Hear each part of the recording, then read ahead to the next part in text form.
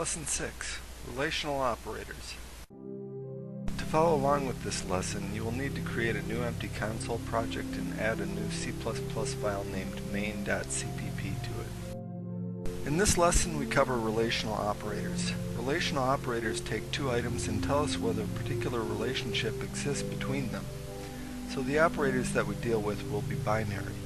There's 6 relational operators in C++, and you probably have some familiarity with them from mathematics. The syntax shown here is the common usage. However, in C++ the syntax is different.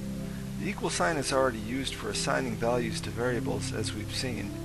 Also, the symbols for the last 3 operators don't exist on the keyboard, so all these operators are designated with 2 characters in C++.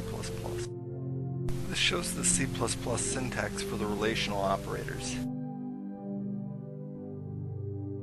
Here's an example program using some of the operators and constants. Relational operators evaluate to a boolean, which is used to tell us whether the relationship is true. For example, it is true that 3 is less than 6, but it is not true that 8 is greater than or equal to 10. Here's the output of the program.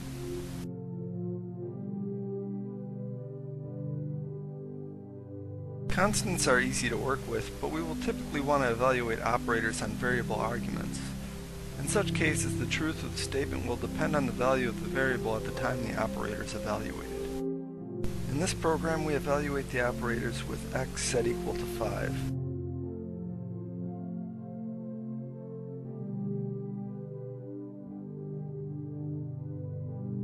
We can represent the set of x values for which each expression is true on the number line.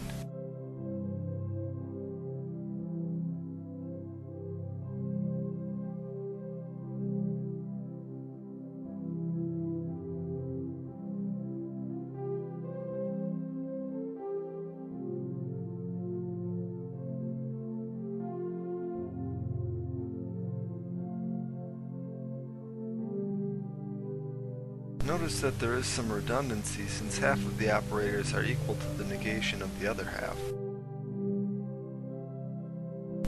Looking back at the last lesson, we can combine relational operators with logical operators to create bounded intervals using the AND operator, or the complement of an interval using the OR operator.